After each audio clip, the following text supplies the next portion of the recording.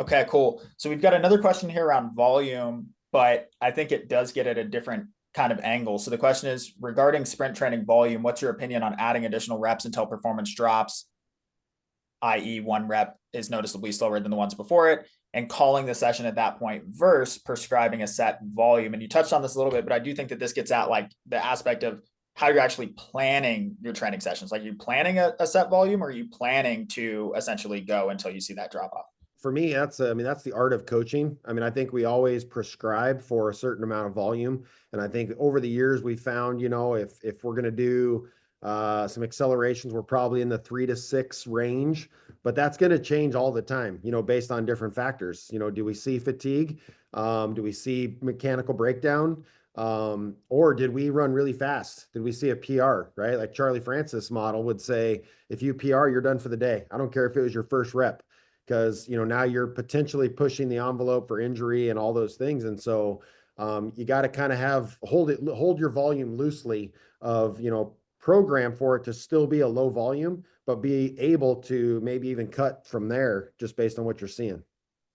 Yeah, and I think really what the questioner was describing was regulation, auto reg, and I've just never done that, because in my experience, three timed sprints seem like the sweet spot. Like I said, maybe some freak doesn't run his best one till his fifth one, but that kid knows that. That's why he's wanting to run a fourth and fifth.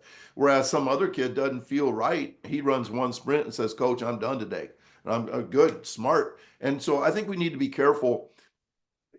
I think really good athletes, I know Brian has worked with so many great athletes that are like this, that are capable of really high capacities of hard work, really high capacity.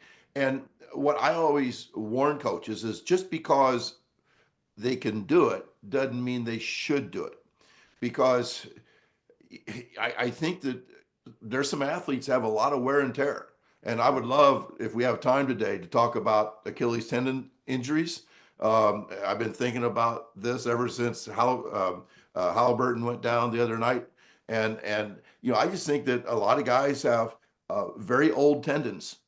I know that my quadriceps tendon would not have snapped 7 weeks ago if I was 26 instead of 66. So an old tendon will snap more so than a young one. I never see an Achilles snap with a 15 or 16-year-old. I just never see that. But yet we're seeing guys in the NBA who are 26 and 28 snapping those things. And I wonder if we are creating very old tendons because of the 24/7 nature of being a great athlete these days, the number of games that these kids are playing in AAU, along with their high school sports. And all I know, it's a plague right now. Yeah. Yeah, I mean, I think it's cumulative volume, right? It's one Yes. thing to have a volume in your training session, but what's your cumulative volume when you started playing basketball at age 8?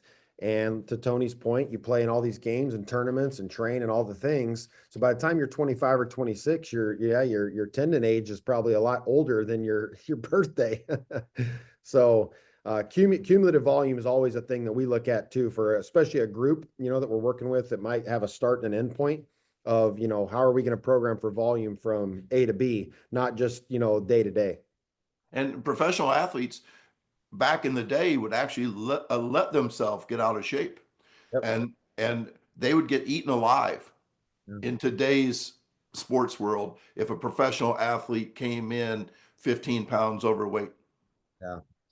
Yeah. And there's outliers that do different programming and stuff. And I think just finding the right, keeping them healthy, making sure they're available, that's way more important than trying to, push the envelope with, especially a high level guy or gal.